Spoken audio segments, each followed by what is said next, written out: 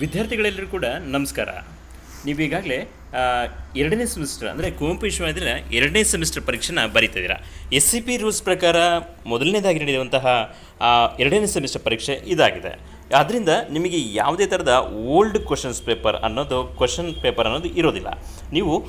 ನೀವು ಮಾಡೆಲ್ ಪೇಪರ್ನ ಇಟ್ಕೊಂಡು ಸ್ಟಡಿ ಮಾಡ್ತಾ ಹೋಗ್ತೀರಾ. ಎಕ್ಸಾಮ್ ತುಂಬಾ ಈಸಿ ಇರುತ್ತೆ. ನೀವು ನೋಡ್ತಾ ಹೋಗೋಣ. ಈಗ ನಾವು ಸಮಾಜಶಾಸ್ತ್ರ ಪ್ರಶ್ನೆ ಪತ್ರಿಕೆ ಅಂತನ ನೋಡ್ತಾ ಹೋಗೋಣ. ಇದು ಮಾಡೆಲ್ ಪೇಪರ್ ಆಗಿದೆ. ನಿಮ್ಮ ಕೈಯಲ್ಲಿ ಆಗಲೇ ಇರುವಂತಹ ಡಾಕ್ಟರ್ ಸುಕೀರ್ತಿ ಅವರು ಬರೆದಿರುವಂತಹ ಪುಸ್ತಕದಲ್ಲಿರುವಂತಹ ಕೊನೆಯ ಪೇಜಿನ ಪುಟದಲ್ಲಿದೆ ಈ ಮಾದರಿ ಪ್ರಶ್ನೆ ಪತ್ರಿಕೆ. ಒಂದು ನೋಡ್ತಾ ಹೋಗೋಣ, ಯಾಕೆ ಬರೀಬೇಕಾಗುತ್ತೆ, ಯಾವ ಥರ ಇರುತ್ತೆ ಅಂತ ಒಂದು ಮಾಡೆಲ್ ಆಗಿ ಇಟ್ಕೊಳ್ತಾ ಹೋಗೋಣ. ಇಲ್ಲಿ ಪತ್ರಿಕೆ 2 ಸಾಮಾಜಿಕ ಬದಲಾವಣೆ, ಸ್ತರ ವಿನ್ಯಾಸ ಮತ್ತು ಸಾಮಾಜಿಕ ಚಲನೆ ಅಂತೇಳಿ ಇದು 3 ಗಂಟೆಗಳ ಪ್ರಶ್ನೆ ಪತ್ರಿಕೆ ಆಗಿರುತ್ತೆ. 80 ಅಂಕಗಳಿಗೆ ನೀವು ಉತ್ತರವನ್ನು ಬರೀತೀರಾ. ಇದರಲ್ಲಿ ಮೊದಲನೇ ವಿಭಾಗ ಎ ಅಂತೇಳಿ ಕೊಟ್ಟಿದ್ದಾರೆ. ಇಲ್ಲಿ 2 ಅಂಕಗಳ ಪ್ರಶ್ನೆಗಳಿರ್ತವೆ. 10 ಪ್ರಶ್ನೆಗಳಿಗೆ ಉತ್ತರಿಸಬೇಕಾಗುತ್ತೆ. 2 ಅಂಕಗಳು ಪ್ರತಿ ಪ್ರಶ್ನೆಗೆ, ಒಟ್ಟು 20 ಅಂಕಗಳು. ಇದರಲ್ಲಿ ಮೊದಲನೇ ಪ್ರಶ್ನೆಯಲ್ಲಿ ನೋಡ್ತಾ ಹೋಗೋಣ, ಸಾಮಾಜಿಕ ಪರಿವರ್ತನೆಯನ್ನು ವ್ಯಾಖ್ಯಾನಿಸಿ ಅಂತೇಳಿದ್ರೆ ಸಾಮಾಜಿಕ ಪರಿವರ್ತನೆ ಅಂದರೆ ಏನು ಅಂತೇಳಿ ನೀವು ವ್ಯಾಖ್ಯಾನವನ್ನು ಕೊಡಬೇಕಾಗುತ್ತೆ. ನೀವು ಮೊದಲನೇ ಪಾಠವನ್ನು ಓಪನ್ ಮಾಡಿದೆ ಇದರಲ್ಲಿ. ಅಂದರೆ ಆ ಮೊದಲನೇ ಪಾಠದಲ್ಲಿ ನೀವು ಹೋಗ್ತಾ ಹೋದಂಗೆ ಘಟಕ 1ರಲ್ಲಿ ನಿಮಗೆ ಪರಿವರ್ತನೆ ಅಂದರೆ ಏನು ಅಂತೇಳಿ ತುಂಬ ವ್ಯಾಖ್ಯಾನವನ್ನು ಕೊಡ್ತಾ ಹೋಗ್ತಾರೆ. ಇಲ್ಲಿ ನಾವು ಕೆಲವೊಂದು ವ್ಯಾಖ್ಯಾನಗಳನ್ನ ಮೆಕವರ್ ಮತ್ತು ಪೇಜ್ ಅವರು, ಗಿನ್ಸ್ಬರ್ಗ್, ಕಿಂಗ್ಸ್ಲೆಟ್, ಮೆರಿಲ್ ಎಲ್ರಿಚ್ ಮತ್ತು MD ಜಾನ್ಸನ್ ಇದರ ಬೇರೆ ಬೇರೆ ಸಮಾಜಶಾಸ್ತ್ರಜ್ಞರು ವ್ಯಾಖ್ಯಾನವನ್ನು ಕೊಟ್ಟಿದ್ದಾರೆ. ಅದರಲ್ಲಿ ನೀವು 2 ವ್ಯಾಖ್ಯಾನವನ್ನು ಬರೆದರೆ ಇದಕ್ಕೆ ಪರ್ಫೆಕ್ಟ್ ಆನ್ಸರ್ಸ್ ಆಗುತ್ತೆ, ಸಂಪೂರ್ಣ ಉತ್ತರವನ್ನು ಬರೀಬೇಕಾಗುತ್ತೆ. ಇಲ್ಲಿ ಕಿಂಗ್ಸ್ಲೆಟ್ ಡೇವಿಸ್ ಒಂದು ವ್ಯಾಖ್ಯಾನವನ್ನು ಹೇಳ್ತಾರೆ, ಸಾಮಾಜಿಕ ಪರಿವರ್ತನೆ ಅಂದರೆ ಸಮಾಜದ ಸಂಘಟನೆಯಲ್ಲಿ ಆಗುವಂತಹ ಬದಲಾವಣೆಯನ್ನು ಸೂಚಿಸುತ್ತದೆ. ಅಂದರೆ ಸಮಾಜದ ರಚನೆ ಮತ್ತು ಕಾರ್ಯಗಳಲ್ಲಾಗುವಂತಹ ಬದಲಾವಣೆಯನ್ನು ನಾವು ಸಾಮಾಜಿಕ ಬದಲಾವಣೆ ಅಂತ ಹೇಳ್ತೀವಿ ಅಂತೇಳಿ ಕಿಂಗ್ಸ್ಲೆಟ್ ಡೇವಿಸ್ ಅವರು ವ್ಯಾಖ್ಯಾನವನ್ನು ಮಾಡ್ತಾರೆ. ಅದೇ ಥರ MD ಜಾನ್ಸನ್ ಅವರು ವ್ಯಾಖ್ಯಾನ ಕೊಡ್ತಾರೆ, ಜನರ ಆಲೋಚನೆಗಳು ಮತ್ತು ಮಾಡುವ ಕ್ರಿಯೆಗಳಲ್ಲಿ ಪರಿವರ್ತನೆ ಅಂತೇಳಿ. ಅಂದರೆ ಜನರ ಆಲೋಚನೆಗಳು ಮತ್ತು ಮಾಡುವ ಕೆಲಸಗಳಲ್ಲಿ ಆಗುವಂತಹ ಬದಲಾವಣೆಯನ್ನು ಸಾಮಾಜಿಕ ಪರಿವರ್ತನೆ ಅಂತ ಹೇಳ್ತಾರೆ. ಅಂದರೆ ಈ ಥರ ನಾವು ಇಲ್ಲಿ ಹೇಳ್ತಾರೆ ಆಲೋಚನೆ ಮತ್ತು ಮಾಡುವ ಕಾರ್ಯಗಳು ಅಂತೇಳಿ, ಅಥವಾ ಬದಲಾವಣೆ ಅಂದರೆ ನಾವು ಸಂಘಟನೆಯಲ್ಲಿ ಆಗುವ ಬದಲಾವಣೆ ಅಂತೇಳಿ, ಪರಿವರ್ತನೆ ಅಂತೇಳಿ ಹೇಳ್ತಾರೆ, ರಚನೆ ಮತ್ತು ಕಾರ್ಯಗಳಲ್ಲಿ ಆಗುವಂಥ ಬದಲಾವಣೆ. ಈ ಥರ 2 ವ್ಯಾಖ್ಯೆಗಳನ್ನು ನೀವು ಪರ್ಫೆಕ್ಟಾಗಿ ಬರೆದರೆ ಇಲ್ಲಿ ಸರಿಯಾದ ಉತ್ತರ ಆಗ್ತಾ ಹೋಗುತ್ತೆ. ಅದರಲ್ಲಿ ನೆಕ್ಸ್ಟ್ 2ನೇ ಪ್ರಶ್ನೆಯನ್ನು ಕೊಡ್ತಾ ಇದ್ದಾರೆ. ಇಲ್ಲಿ 2ನೇ ಪ್ರಶ್ನೆ ಅಂದರೆ ಸಾಮಾಜಿಕ ಪರಿವರ್ತನೆಯ ಪ್ರೇರಕಾಂಶಗಳು ಅಂತೇಳಿ. ಇಲ್ಲಿ ಸಾಮಾಜಿಕ ಪರಿವರ್ತನೆ ಪ್ರೇರಕಾಂಶಗಳು ಯಾವುದು ಅಂತೇಳಿ ನಮ್ಮ ಇದೇ ಪುಸ್ತಕದಲ್ಲಿ ನೋಡ್ತಾ ಹೋದರೆ ಅಲ್ಲಿ ಪ್ರೇರಕಾಂಶಗಳು ಅಂತೇಳಿ ಸಿಗ್ತಾ ಹೋಗುತ್ತೆ. ಅಲ್ಲಿ ಪ್ರೇರಕಾಂಶಗಳಲ್ಲಿ 3 ಪ್ರೇರಕಾಂಶಗಳು ಬರ್ತವೆ. ಒಂದು ಆಧುನೀಕರಣ, ಕೈಗಾರೀಕರಣ ಮತ್ತು ಜಾಗತೀಕರಣ. ಅದರಲ್ಲಿ ನೀವು ಯಾವುದಾದ್ರೂ ಎರಡನ್ನ ನೀವು ಉತ್ತರವಾಗಿ ಬರೀಬೇಕಾಗುತ್ತೆ. ಪ್ರೇರಕಾಂಶಗಳು 2ನ್ನ ಇಲ್ಲಿ ಬರೀಬೇಕಾಗುತ್ತೆ. ಅದೇ ಥರ 3ನೇ ಪ್ರಶ್ನೆಗಳು ಕೊಡ್ತಾರೆ, ಆಧುನೀಕರಣ ಅಂದರೆ ಏನು ಅಂತೇಳಿ.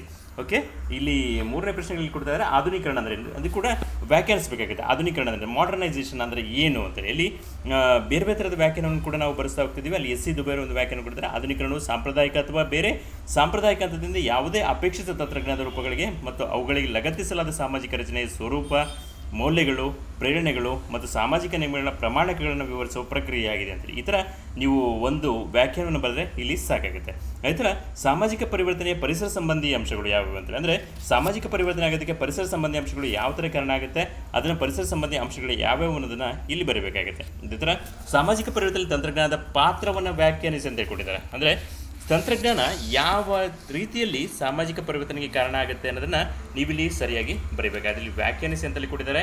ನೀವು ತಂತ್ರಜ್ಞಾನ ಅಂದರೆ ಏನು ಅಂದರೆ ಸಾಮಾಜಿಕ ಪರಿವರ್ತನೆ ತಂತ್ರಜ್ಞಾನ ಯಾವ ಥರ ಕಾರಣ ಆಗುತ್ತೆ ಅಂತೇಳಿ ವ್ಯಾಖ್ಯಾನಗಳ ಮೂಲಕ ಉತ್ತರಿಸಬೇಕಾಗುತ್ತೆ. ಇಲ್ಲಿ ನೆಕ್ಸ್ಟ್ ಪ್ರಶ್ನೆಗಳನ್ನ ಕೇಳ್ತಾರೆ, ಸಾಮಾಜಿಕ ಸ್ತರವಿನ್ಯಾಸ ಅಂದರೆ ಏನಂತೇಳಿ. ಅಲ್ಲಿ ಸಾಮಾಜಿಕ ಸ್ತರವಿನ್ಯಾಸವನ್ನು ವ್ಯಾಖ್ಯಾನಿಸಿ ಅಂತ ಕೊಟ್ಟಾಗ ನೀವು ನೆನಪಿಡಲಿ, ವ್ಯಾಖ್ಯಾನಿಸಿ ಅಂತ ಕೊಟ್ಟಾಗ ನೀವು ಪರ್ಫೆಕ್ಟಾಗಿ ವ್ಯಾಖ್ಯಾನ ಬರೀಬೇಕಾಗುತ್ತೆ. ಯಾರ ಹೆಸರನ್ನ ಬರೆದಿರ್ತಾರೋ ಅವರು ಹೇಳಿರೋ ವ್ಯಾಖ್ಯಾನವನ್ನು ಬರೀಬೇಕಾಗುತ್ತೆ. ಮತ್ತು ನೀವು ಬೇರೆ ಯಾರ್ದೋ ಹೆಸರು ಬರೆದು ಬೇರೆ ವ್ಯಾಖ್ಯಾನವನ್ನು ಬರೆದ್ರೆ ತಪ್ಪಾಗುತ್ತೆ. ವ್ಯಾಖ್ಯಾನಿಸಿ ಅಂತ ಕೊಟ್ಟಾಗ ಪರ್ಫೆಕ್ಟ್ ವ್ಯಾಖ್ಯಾನವನ್ನೇ ಬರೀಬೇಕಾಗುತ್ತೆ. ಅದೇ ಥರ ಸ್ತರ ವ್ಯವಸ್ಥೆ ನಿರಂತರವಾಗಿ ಮುಂದುವರಿಸಿ 2 ಪ್ರಕ್ರಿಯೆಗಳು ಅಂತೇಳಿ ಕೊಟ್ಟಿದ್ದಾರೆ. ಅದು ಕೂಡ ಇಲ್ಲಿ ಇಂಪಾರ್ಟೆಂಟ್ ಆಗುತ್ತೆ.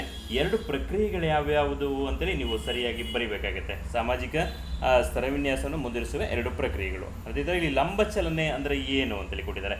ಇಲ್ಲಿ ಸಾಮಾಜಿಕ ಚಲನೆ ಚಾಪ್ಟರ್ಲ್ಲಿ ಹೋಗ್ತಾ ಹೋದರೆ ನಮಗೆ ಚಲನೆಯ ಪ್ರಕಾರಗಳು ಗೊತ್ತಾಗ್ತಾ ಹೋಗುತ್ತೆ. ಲಂಬ ಚಲನೆ ಅಲ್ಲಿ ಪ್ರಮುಖವಾಗಿ ಸಾಮಾಜಿಕ ಚಲನೆಯ ಒಂದು ಭಾಗ ಆಗುತ್ತೆ. ಅಲ್ಲಿ ಲಂಬ ಚಲನೆ ಅಂದರೆ ಏನು ಅಂತೇಳಿ ನೀವು ಪರ್ಫೆಕ್ಟಾಗಿ ಬರಬೇಕಾಗುತ್ತೆ. ಅಂದರೆ ಮೇಲ್ಮುಖವಾದ ಚಲನೆ ಆಗೋಂಥ ರೀತಿಯಲ್ಲಿ ಅದನ್ನು ನೀವು ವಿವರಣೆಯನ್ನು ಕೊಡಬೇಕಾಗುತ್ತೆ. ಅದಾದಮೇಲೆ ಸಾಮಾಜಿಕ ಚಲನೆ ಎಂಬುದನ್ನು ವ್ಯಾಖ್ಯಾನಿಸಿ ಅಂತೇಳಿ ಕೊಡ್ತಿದ್ದಾರೆ. ಅದಕ್ಕಿಂತ ಮುಂಚೆ ಒಂದು ಪ್ರಶ್ನೆ ಇದೆ, ಪೀಳಿಗೆಯ ಒಳಗಿನ ಚಲನೆ ಅಂತೇಳಿ. ಅಂದರೆ ಆಂತರಿಕ ಪೀಳಿಗೆ ಅಂತೇಳಿ ಹೇಳ್ತಾ ಹೋಗುತ್ತೆ. ಪೀಳಿಗೆ ಒಳಗಡೆನೇ ಚಲನೆ ಆಗೋದು ಅಂದರೆ ಏನು ಅಂತೇಳಿ ನೀವು ಇಲ್ಲಿ ಬರೀಬೇಕಾಗುತ್ತೆ. ಅದೇ ಥರ ನೆಕ್ಸ್ಟ್ ಪ್ರಶ್ನೆ ಕೇಳ್ತಾರೆ, ಸಾಮಾಜಿಕ ಚಲನೆ ಎಂಬುದನ್ನು ವ್ಯಾಖ್ಯಾನಿಸಿ ಅಂತೇಳಿ. ಅಂದರೆ ಇಲ್ಲಿ ನೀವು ಪರ್ಫೆಕ್ಟಾಗಿ ಇಲ್ಲೂ ಕೂಡ ಅಷ್ಟೇ ವ್ಯಾಖ್ಯಾನ ಬರೀಬೇಕಾಗುತ್ತೆ. ಸಾಮಾಜಿಕ ಚಲನೆ ಅಂದರೆ ಏನು ಅಂತೇಳಿ. ಅದೇ ಥರ ಉದ್ಯೋಗ ಸಾಮಾಜಿಕ ಚಲನೆಗೆ ಹೇಗೆ ಪ್ರಭಾವ ಬೀರುತ್ತೆ ಅಂತ, ಅಂದರೆ ಸಾಮಾಜಿಕ ಚಲನೆ ಆಗೋದಕ್ಕೆ ಉದ್ಯೋಗ ಹೇಗೆ ಕಾರಣ ಆಗುತ್ತೆ ಅನ್ನೋದನ್ನು ನೀವು ಇಲ್ಲಿ ಬರಬೇಕಾಗುತ್ತೆ. ಅಂದರೆ ಒಬ್ಬ ವ್ಯಕ್ತಿ ಒಂದು ಹಂತದಿಂದ ಮತ್ತೊಂದು ಹಂತಕ್ಕೆ ಚಲಿಸ್ತಾನಲ್ಲ, ಉದ್ಯೋಗದ ಮೂಲಕ ಹೇಗೆ ಕಾರಣ ಆಗುತ್ತೆ ಅನ್ನೋದನ್ನು ಅದಲ್ಲಿ ಬರಬೇಕಾಗುತ್ತೆ. ಅದಾದಮೇಲೆ ಸಾಮಾಜಿಕ ಪರಿವರ್ತನೆಯಲ್ಲಿ ಕಾನೂನಿನ ಪಾತ್ರ ಹೇಗೆ ಕಾರಣ ಆಗುತ್ತೆ ಅಂತೇಳಿ ಅದನ್ನು ಕೂಡ ಇಲ್ಲಿ ಬರಬೇಕಾಗುತ್ತೆ. ಕಾನೂನು, ಸಾಮಾಜಿಕ ಪರಿವರ್ತನೆಯಲ್ಲಿ ಕಾನೂನು, ಶಿಕ್ಷಣ ಇವನ್ನೆಲ್ಲ ನಾವು ಎಕ್ಸ್ಪ್ಲೇನ್ ಮಾಡ್ತಾ ಇದ್ದೀವಿ, ಕ್ಲಾಸಲ್ಲಿ ಎಕ್ಸ್ಪ್ಲೇನ್ ಮಾಡಿದ್ವಿ. ಅದನ್ನು ನೀವು ಇಲ್ಲಿ ಬರಿಬೇಕಾಗುತ್ತೆ. ಕಾನೂನು ಹೇಗೆ ಸಾಮಾಜಿಕ ಪರಿವರ್ತನೆಗೆ ಕಾರಣ ಆಗುತ್ತೆ ಅಂತೇಳಿ. ಇದು ಇಲ್ಲಿ ಒಟ್ಟು 12 ಪ್ರಶ್ನೆಗಳನ್ನ ಕೇಳಿರ್ತಾರೆ. ಮೊದಲನೇ ವಿಭಾಗ ಎ ಅಲ್ಲಿ 12 ಪ್ರಶ್ನೆಗಳನ್ನ ಕೇಳಿರ್ತಾರೆ. 12 ಪ್ರಶ್ನೆಯಲ್ಲಿ ನೀವು 10 ಪ್ರಶ್ನೆಗಳಿಗೆ ಉತ್ತರ ಬರೀತೀರಾ. 10 ಪ್ರಶ್ನೆಗೆ ಉತ್ತರ ಬರೆದರೆ ನಿಮಗೆ 20 ಅಂಕಗಳಿಗೆ ಇಲ್ಲಿ ಪ್ರಶ್ನೆಗಳಿಗೆ ಉತ್ತರ ಆಗುತ್ತೆ ಅಂತೇಳಿ. ಓಕೆ, ಅದೇ ಥರ ವಿಭಾಗ ಬಿ 2ನೇ ಭಾಗಕ್ಕೆ ಬರ್ತಾ ಇದ್ರೆ ಇಲ್ಲಿ ಪ್ರಶ್ನೆಗಳನ್ನ ಹೇಳ್ತಾ ಇದ್ದಾರೆ. ಕೆಳಗಿನ ಯಾವುದಾದ್ರೂ 6 ಪ್ರಶ್ನೆಗಳಿಗೆ ಉತ್ತರಿಸಿ, ಪ್ರತಿ ಪ್ರಶ್ನೆಗೆ 5 ಅಂಕಗಳು ಅಂತೇಳಿ.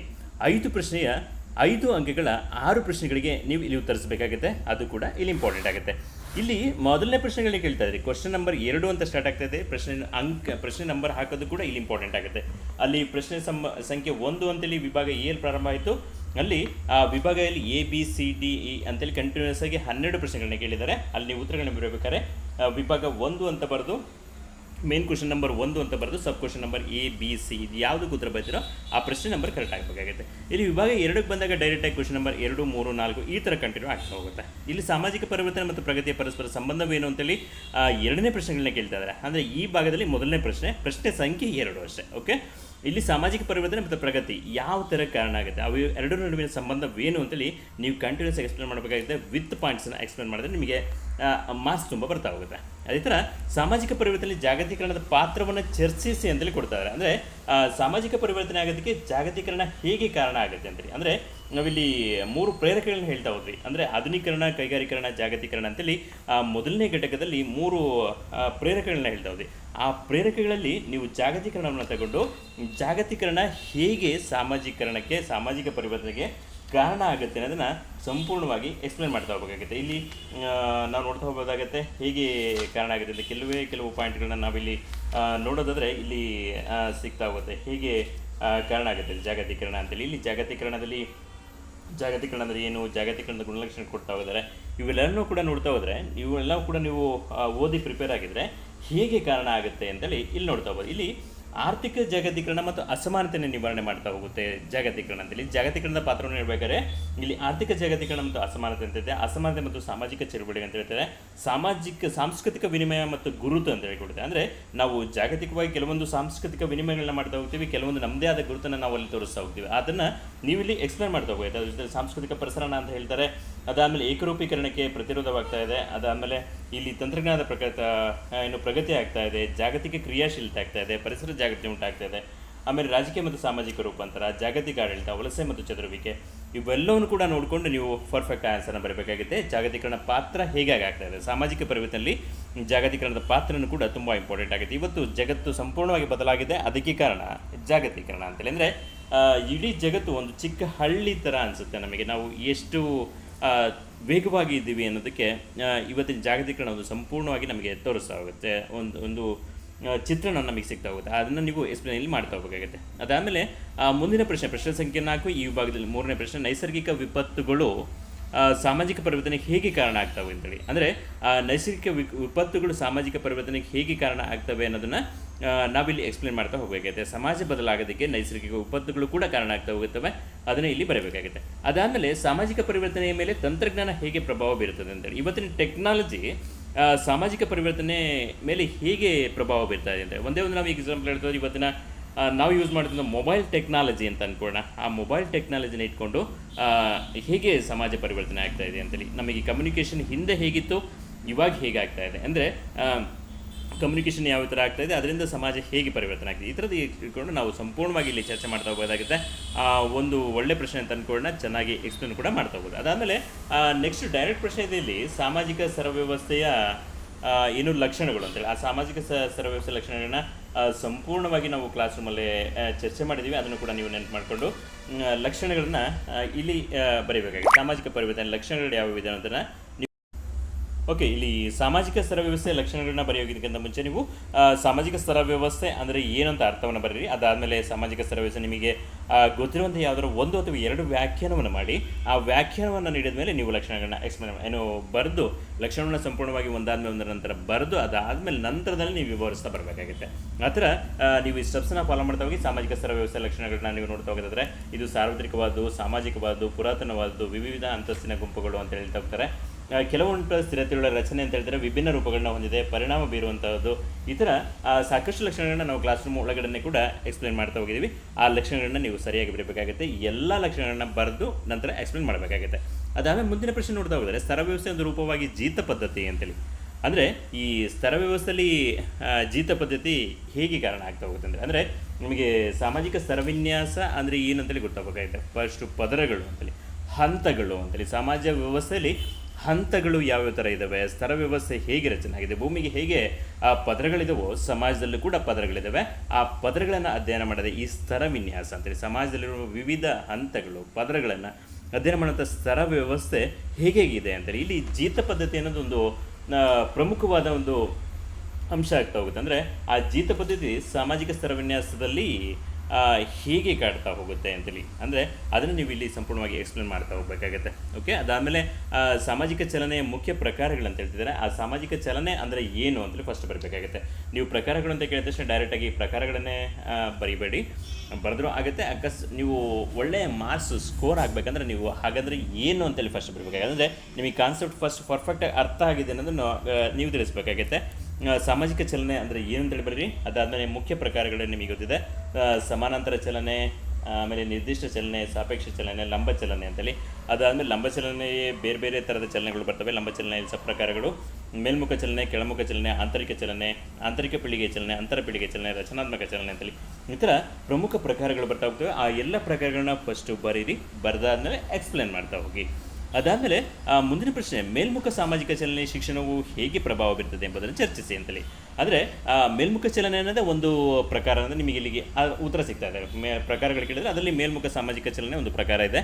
ಆ ಮೇಲ್ಮುಖ ಸಾಮಾಜಿಕ ಚಲನೆ ಶಿಕ್ಷಣ ಹೇಗೆ ಪ್ರಭಾವ ಬೀರುತ್ತೆ ಅಂದರೆ ಒಬ್ಬ ವ್ಯಕ್ತಿ ಕೆಳಗಿನ ಹಂತದಿಂದ ಮೇಲಿನ ಹಂತಕ್ಕೆ, ಒಂದು ಹಂತದಿಂದ ಕೆಳಗಿನ ಹಂತದಿಂದ ಮೇಲಿನ ಹಂತಕ್ಕೆ ಹೋಗೋದಕ್ಕೆ ಶಿಕ್ಷಣ ಹೇಗೆ ಕಾರಣ ಆಗುತ್ತೆ ಅಂದರೆ ನಾವು ಕ್ಲಾಸ್ ರೂಮ್ ತುಂಬ ಎಕ್ಸಾಂಪಲ್ ಮೂಲಕ ಇದ್ರ ಬಗ್ಗೆ ಚರ್ಚೆ ಮಾಡ್ತಾ ಹೋಗ್ತೀವಿ. ನಾವು ಒಬ್ಬ ಪ್ರೈಮರಿ ಸ್ಕೂಲ್ ಓದಿರುವಂಥ ಒಬ್ಬ ವ್ಯಕ್ತಿ, ಅದಾದಮೇಲೆ ಡಿಗ್ರಿ ಮಾಡಿರುವಂಥ ಒಬ್ಬ ವ್ಯಕ್ತಿ, ಅದಾದಮೇಲೆ ಮಾಸ್ಟರ್ ಡಿಗ್ರಿ ಮಾಡಿರುವಂಥ ಒಬ್ಬ ವ್ಯಕ್ತಿ ಹೇಗೆ ಸಾಮಾಜಿಕ ಚಲನೆಗೆ ಒಂದು ಕಾರಣ ಆಗುತ್ತೆ ಅಂತ, ಶಿಕ್ಷಣ ಅನ್ನೋದು ಒಬ್ಬ ವ್ಯಕ್ತಿ ಮೇಲ್ ಬರೋದಕ್ಕೆ ಹೇಗೆ ಕಾರಣ ಆಗುತ್ತೆ ಅನ್ನೋದನ್ನ ಇಲ್ಲಿ ನೀವು ಚರ್ಚೆ ಮಾಡಬೇಕಾಗುತ್ತೆ, ಸಂಪೂರ್ಣವಾಗಿ ವಿವರಿಸಬೇಕಾಗುತ್ತೆ. ಇಲ್ಲಿ ಈ ಥರ ಇಲ್ಲಿ 8 ಪ್ರಶ್ನೆಗಳನ್ನ ಕೇಳಿದ್ದಾರೆ. ಆ 8 ಪ್ರಶ್ನೆಗಳಲ್ಲಿ ನೀವು 6 ಪ್ರಶ್ನೆಗಳಿಗೆ ಉತ್ತರ ಬರಬೇಕಾಗುತ್ತೆ. ಪ್ರಶ್ನೆ ಸಂಖ್ಯೆ ಸರಿಯಾಗಿ ನೋಡ್ತಾ ಹೋಗಿ. ಪ್ರಶ್ನೆ ಸಂಖ್ಯೆ 2ರಿಂದ ಪ್ರಾರಂಭ ಆಗುತ್ತೆ, 9ಕ್ಕೆ ಕೊನೆಗೊಳ್ಳುತ್ತೆ. ಆದರೆ ಇಲ್ಲಿ ಇದರಲ್ಲಿ ಒಂದೇ ಪ್ರಶ್ನೆ ಇದು, 2 ಅಂದರೆ 1ನೇ ಪ್ರಶ್ನೆ ಇದು, ಆ ಥರ ನೋಡ್ಕೊಳ್ಳಿ.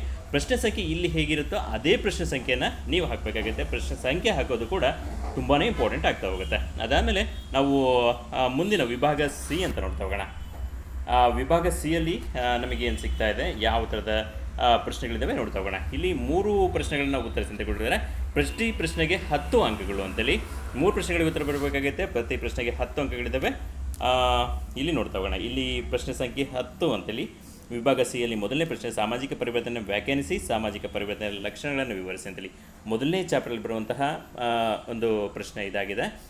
ಆ ವಿಷಯವನ್ನು ನೀವು ಓದ್ಕೊಂಡಿದ್ರೆ ಸಾಮಾಜಿಕ ಪರಿವರ್ತನೆ ಅಂದರೆ ನೀವು ವ್ಯಾಖ್ಯಾನ ಮಾಡ್ತೀರಾ, ಆ ವ್ಯಾಖ್ಯಾನ ಮಾಡಿ ಅದರ ಲಕ್ಷಣಗಳನ್ನು ಕೂಡ ಹೇಳ್ತೇನೆ. ನಾವು ಒಂದಕ್ಕದ ಪ್ರಶ್ನೆಗಳು ಕೂಡ ವ್ಯಾಖ್ಯಾನವನ್ನು ಕೇಳಿದ್ದೀವಿ. ಅದೇ ಥರ ಇಲ್ಲಿ ವ್ಯಾಖ್ಯಾನದ ಜೊತೆ ಲಕ್ಷಣಗಳನ್ನು ಕೂಡ ಕೇಳ್ತಾ ಇದೆ. ಲಕ್ಷಣಗಳಿಗೆ ಕೊಡ್ತಾ ಇದೆ ಪರಿವರ್ತನೆ ಸಾಮಾಜಿಕವಾದಂತೇಳಿ, ಪರಿವರ್ತನೆ ಸಾರ್ವತ್ರಿಕವಾದದ್ದು ಅಂತೇಳಿ, ಪರಿವರ್ತನೆ ನಿರಂತರವಾದದ್ದು, ಅನಿವಾರ್ಯವಾದದ್ದು, ತಾತ್ಕಾಲಿಕವಾದದ್ದು, ದರ ಮತ್ತು ಪ್ರಮಾಣ ಏಕರೂಪವಾಗಿರುವುದಿಲ್ಲ, ಯೋಜಿತ ಮತ್ತು ಅನಿಯೋಜಿತವಾಗಿರಬಹುದು ಅಂತೇಳಿ ಕೊಟ್ಟಿದ್ದಾರೆ. ಸಾಮಾಜಿಕ ಪರಿವರ್ತನೆಗೆ ಹಲವಾರು ಕಾರಣಗಳಿದ್ದಾವೆ, ಭವಿಷ್ಯ ನುಡಿಯುವುದು ಕಷ್ಟ ಸಾಧ್ಯ, ಸಾಮಾಜಿಕ ಪರಿವರ್ತನೆ ಸರಣಿ ಪ್ರಕ್ರಿಯೆಯನ್ನು ಉಂಟು ಮಾಡುತ್ತದೆ ಅಂತೇಳಿ. ಓಕೆ, ಈ ಥರ ಇಷ್ಟು 10 ಲಕ್ಷಣಗಳಿದ್ದಾವೆ. ಆ 10 ಲಕ್ಷಣಗಳನ್ನು ನೀವು ಬರೆದು ವ್ಯಾಖ್ಯಾನಿಸಬೇಕಾಗುತ್ತೆ. ಅಂದರೆ ವ್ಯಾಖ್ಯಾನಿಸಿ ಈ ಲಕ್ಷಣಗಳನ್ನ ಬರೆದು ವಿವರಿಸಬೇಕಾಗತ್ತೆ. ಇಷ್ಟು ಬರೆದ್ರೆ ನಿಮಗೆ 10 ಅಂಕಗಳ ಪ್ರಶ್ನೆಗಳಿಗೆ ಉತ್ತರ ಆಗುತ್ತೆ ಅಂತೇಳಿ. ಅದಾದಮೇಲೆ ಸಾಮಾಜಿಕ ಪರಿವರ್ತನೆಗೆ ಕಾರಣವಾಗುವ ಪರಿಸರ ಸಂಬಂಧಿ ಅಂಶಗಳನ್ನು ವಿವರಿಸಿ ಅಂತೇಳಿ. ಅಂದರೆ ಸಾಮಾಜಿಕ ಪರಿವರ್ತನೆಗೆ ಪರಿಸರ ಹೇಗೆ ಕಾರಣ ಆಗುತ್ತೆ ಅಂತೇಳಿ ಅದನ್ನು ನೀವು ಇಲ್ಲಿ ವಿವರಿಸಬೇಕಾಗುತ್ತೆ. ಪರಿಸರ ಸಂಬಂಧಿ ಅಂಶಗಳು ಯಾವ್ಯಾವು ಅನ್ನೋದನ್ನು ನೀವು ಇಲ್ಲಿ ಸಂಪೂರ್ಣವಾಗಿ ಎಕ್ಸ್ಪ್ಲೇನ್ ಮಾಡಬೇಕಾಗುತ್ತೆ. ಅದಾದಮೇಲೆ ಮುಂದಿನ ಪ್ರಶ್ನೆಗಳನ್ನ ಹೇಳ್ತಾ ಇದ್ದಾರೆ, ಸಾಮಾಜಿಕ ಸ್ತರವಿನ್ಯಾಸದ ಸರ್ವವ್ಯವಸ್ಥೆಯ ಅರ್ಥ ಮತ್ತು ಅದರ ಲಕ್ಷಣಗಳು ಅಂತ. ಅಂದರೆ ನಾವಲ್ಲಿ ಹಿಂದೆ 5 ಅಂಕಗಳ ಪ್ರಶ್ನೆಗಳಿಗೆ ಕೂಡ ಇದೇ ಪ್ರಶ್ನೆಗಳು ಲಕ್ಷಣಗಳನ್ನ ಕೇಳ್ತಾ ಇದ್ದೀವಿ. ಇಲ್ಲೂ ಅದೇ ಥರ ರಿಪೀಟ್ ಆಗಿದೆ. ಇಲ್ಲಿ ಅರ್ಥ ಮತ್ತು ಲಕ್ಷಣಗಳು, ಸಾಮಾಜಿಕ ಸ್ಥಳ ವ್ಯವಸ್ಥೆ ಅಂದರೆ ಏನು ಅಂತ ಅರ್ಥ ಬರೀಬೇಕಾಗುತ್ತೆ, ಅದರ ಲಕ್ಷಣಗಳು ಕೂಡ ಬರೆದು ಎಕ್ಸ್ಪ್ಲೇನ್ ಮಾಡಬೇಕಾಗುತ್ತೆ. ಅದಾದಮೇಲೆ ಸಾಮಾಜಿಕ ಚಲನೆಯನ್ನು ವ್ಯಾಖ್ಯಾನಿಸಿದ ಕಟ್ಟಿದರೆ ಸಾಮಾಜಿಕ ಚಲನೆಯ ಲಕ್ಷಣಗಳು ಅಂತೇಳಿ ಇದು ಕೂಡ ಇಂಪಾರ್ಟೆಂಟ್ ಆಗುತ್ತೆ. ಸಾಮಾಜಿಕ ಚಲನೆ ಅಂದರೆ ಏನು ಅಂತೇಳಿ ವ್ಯಾಖ್ಯಾನಗಳ ಮೂಲಕ ಬರಬೇಕಾಗುತ್ತೆ, ಬರೆದು ಆ ಲಕ್ಷಣಗಳು ಕೂಡ ಸಂಪೂರ್ಣವಾಗಿ ವಿವರಿಸಬೇಕಾಗುತ್ತೆ. ಅದಾದಮೇಲೆ ಮುಂದಿನ ಪ್ರಶ್ನೆ, ಸಾಮಾಜಿಕ ಚಲನೆಯ ಶ್ರೇಷ್ಠತೆ ಮತ್ತು ವೇಗವನ್ನು ನಿರ್ಧರಿಸುವಲ್ಲಿ ಅಧಿಕಾರ ಮತ್ತು ಅಂತಸ್ತು ಅಂತೇಳಿ ಪವರ್ ಆ್ಯಂಡ್ ಸ್ಟೇಟಸ್ ಅಂತೇಳಿ ಬರ್ತಾ ಹೋಗುತ್ತೆ. ಇದು ಕೂಡ ನಾವು ಕ್ಲಾಸ್ ರೂಮಲ್ಲಿ ತುಂಬ ಡೀಟೇಲಾಗಿ ಚರ್ಚೆ ಮಾಡಿದ್ದೀವಿ ಅಂತ ಅಂದ್ಕೊಳ್ಳೋಣ. ಅಲ್ಲಿ ಆ ಪವರ್ ಮತ್ತು ಸ್ಟೇಟಸ್ ಯಾವ ಥರ ಕಾರಣ ಆಗುತ್ತೆ ಸಮಾಜದಲ್ಲಿ ಚಲನೆಯ ಮತ್ತು ಶ್ರೇಷ್ಠತೆ ವೇಗವನ್ನು ನಿರ್ಧರಿಸುವಲ್ಲಿ, ಅಂದರೆ ಅದನ್ನು ನಿರ್ಧಾರ ಮಾಡಿ ಶ್ರೇಷ್ಠತೆಯನ್ನು ತುಂಬ ಇಂಪಾರ್ಟೆನ್ಸ್ ಕೊಡ್ತಾ ಹೋಗ್ತೀವಲ್ಲ, ಅದನ್ನು ಹೇಗೆ ನಿರ್ಧಾರ ಮಾಡುತ್ತೆ, ಅದನ್ನು ನಿರ್ಧಾರ ಮಾಡುವಲ್ಲಿ ಅಧಿಕಾರ ಮತ್ತು ಅಂತಸ್ತು ಯಾವ ಥರ ಕಾರಣ ಆಗುತ್ತೆ ಅನ್ನೋದನ್ನು ನೀವು ಇಲ್ಲಿ ಬರಬೇಕಾಗುತ್ತೆ. ತುಂಬ ಒಳ್ಳೆಯ ಪ್ರಶ್ನೆ ಅಂತ ಅಂದ್ಕೊಳ್ಳೋಣ. ತುಂಬ ಚೆನ್ನಾಗಿ ಚರ್ಚೆ ಮಾಡಿ ನೀವು ಇದಕ್ಕೆ ಸಂಪೂರ್ಣವಾಗಿ ಅಂಕಗಳನ್ನ ಪಡ್ಕೊಳ್ಳೋ ಸಾಧ್ಯತೆ ಇರುವಂಥ ಒಂದು ಪ್ರಶ್ನೆ. ಈ ಥರ ಇಲ್ಲಿ ಇಷ್ಟು 5 ಪ್ರಶ್ನೆಗಳನ್ನ ಕೇಳಿದರೆ 5ರಲ್ಲಿ ನೀವು 3 ಪ್ರಶ್ನೆಗಳಿಗೆ ಉತ್ತರ ಬರಬೇಕಾಗುತ್ತೆ. ಇಷ್ಟು ಉತ್ತರವನ್ನು ಬರೆದರೆ ನೀವು 80 ಮಾರ್ಕ್ಸ್ಗಳಿಗೆ ಪ್ರಶ್ನೆಗಳಿಗೆ ಉತ್ತರವನ್ನು ಬರೆದಾಗುತ್ತೆ. ಇನ್ನೊಂದು ನೆನಪಿರಲಿ, ನಿಮಗೆ ಸಮಯದ ಒಂದು ಮ್ಯಾನೇಜ್ಮೆಂಟ್ ತುಂಬ ಇಂಪಾರ್ಟೆಂಟ್ ಆಗುತ್ತೆ ಎಕ್ಸಾಮ್ ಬರೀಬೇಕಾದ್ರೆ. ನಾವು ಒಂದು ಸಜೆಷನ್ ಕೊಡೋದಾದರೆ 10 ಅಂಕಗಳ ಪ್ರಶ್ನೆಗಳಿಗೆ ಮೊದಲನೇದಾಗಿ ಉತ್ತರ ಬರೀರಿ. 10 ಅಂಕಗಳ ಪ್ರಶ್ನೆಗಳಿಗೆ ಉತ್ತರ ಬರೆದರೆ ನಿಮಗೆ ಟೈಮ್ ಮ್ಯಾನೇಜ್ಮೆಂಟ್ ಈಸಿ ಆಗ್ತಾ ಹೋಗುತ್ತೆ. ಅದಾದಮೇಲೆ 10 ಅಂಕಗಳಿಂದ ನೀವು ನೆಕ್ಸ್ಟು 5 ಅಂಕಗಳ ಪ್ರಶ್ನೆಗಳಿಗೆ ಉತ್ತರ ಬರೀರಿ. ಅದಾದಮೇಲೆ 2 ಅಂಕಗಳ ಪ್ರಶ್ನೆಗಳಿಗೆ ಉತ್ತರ ಬರೆದರೆ ನಿಮಗೆ ಸರಿಯಾಗಿ ಟೈಮ್ ಮ್ಯಾನೇಜ್ ಮಾಡ್ಕೋಬೋದು. ಹೀಗೆ ಬರೀಬೇಕಂತೇನಿಲ್ಲ, ನೀವು ಯಾವ ಪ್ರಶ್ನೆಗೆ ಹೇಗೆ ಬೇಕಾದ್ರೂ ಉತ್ತರ ಬರಿಬೋದು, ಯಾವ ಬೇಕಾದ್ರೂ ಉತ್ತರ ಬರಿಬೋದು. ಒಂದು ಸಜೆಷನ್ ಅಷ್ಟೇ, ನೀವು ಹೆಚ್ಚು ಅಂಕಗಳಿರುವ ಪ್ರಶ್ನೆಗಳ ಕಡೆಗೆ ಮೊದಲನೇದಾಗಿ ಗಮನ ಹರಿಸಿದರೆ ನಿಮ್ಮ ಸ್ಕೋರ್ ಜಾಸ್ತಿ ಆಗೋ ಚಾನ್ಸಸ್ ಹೆಚ್ಚು ಇರುತ್ತೆ ಅಂತೇಳಿ. ಅದಕ್ಕೋಸ್ಕರ ನೀವು ಮೊದಲನೇದಾಗಿ ಹೆಚ್ಚು ಅಂಕಗಳಿರುವ ಪ್ರಶ್ನೆಗಳಿಗೆ ಉತ್ತರ ಬರೀರಿ ಅಂತ ಹೇಳ್ತಾ, ಎಲ್ಲರಿಗೂ ಕೂಡ ನೀವು ಸರಿಯಾಗಿ ಎಕ್ಸಾಮ್ಗೆ ಪ್ರಿಪೇರ್ ಆಗಿ. ಇದೊಂದು ಮಾಡೆಲ್ ಮಾತ್ರ, ಇದೇ ಪ್ರಶ್ನೆ ಬರುತ್ತೆ ಅಂತ ಯಾವತ್ತೂ ಕೂಡ ಯೋಚನೆ ಮಾಡಬೇಡಿ, ಯಾವಾಗಲೂ ಕೂಡ ಯೋಚನೆ ಮಾಡಬೇಡಿ. ಇದೊಂದು ಮಾಡೆಲ್ ಅಷ್ಟೇ, ಈ ಥರ ಇರಬಹುದು ಅಷ್ಟೇ, ಈ ಥರ ಪ್ರಶ್ನೆ ಪತ್ರಿಕೆ ಇರಬಹುದು ಅಂತೇಳಿ ಒಂದು ಚರ್ಚೆ ಮಾಡಿದಷ್ಟೇ. ಯಾಕೆಂದರೆ ನೀವು SCPಯಲ್ಲಿ ಮೊದಲನೇ ಬ್ಯಾಚಲ್ಲಿದ್ದೀರಾ, ಯಾವುದೇ ಹಳೆಯ ಪ್ರಶ್ನೆ ಪತ್ರಿಕೆಗಳು ನಿಮ್ಮಲ್ಲಿಲ್ಲ. ಅದಕ್ಕೋಸ್ಕರ ಒಂದು ಮಾಡಲಾಗಿ ಈ ಪ್ರಶ್ನೆ ಪತ್ರಿಕೆನ ಚರ್ಚೆ ಮಾಡೋದಷ್ಟೇ. ಇದೇ ಪ್ರಶ್ನೆಗಳು ಬರ್ತವೆ, ಇದೇ ಪ್ರಶ್ನೆ ಪತ್ರಿಕೆ ಬರುತ್ತೆ ಅಂತ ಯಾವತ್ತೂ ಕೂಡ ಯೋಚನೆ ಮಾಡಬೇಡಿ. ಬೇರೆ ಪ್ರಶ್ನೆಗಳು ಕೂಡ ಓದ್ಕೊಳ್ಳಿ. ಎಲ್ಲರೂ ಕೂಡ ಚೆನ್ನಾಗಿ ಬರೀರಿ. ಎಕ್ಸಾಮ್ ಬರೀಬೇಕಾದ್ರೆ ನೀವು ಬ್ಲಾಕಿಂಗ್ ಪೆನ್ನಲ್ಲಿ ಬರೆಯೋದು ಒಳ್ಳೆಯದಾಗುತ್ತೆ, ಯಾಕಂದರೆ ಚೆನ್ನಾಗಿ ಕಾಣುತ್ತೆ ಅಂತೇಳಿ. ವ್ಯಾಲ್ಯೂಷನ್ ಮಾಡೋದು ಕೂಡ ಈಸಿ ಆಗುತ್ತೆ. ಅದಕ್ಕೋಸ್ಕರ ಚೆನ್ನಾಗಿ ಓದಿ, ಎಕ್ಸಾಮ್ ಕೂಡ ಚೆನ್ನಾಗಿ ಬರೀರಿ. ಎಲ್ಲರಿಗೂ ಕೂಡ ಆಲ್ ದ ಬೆಸ್ಟ್.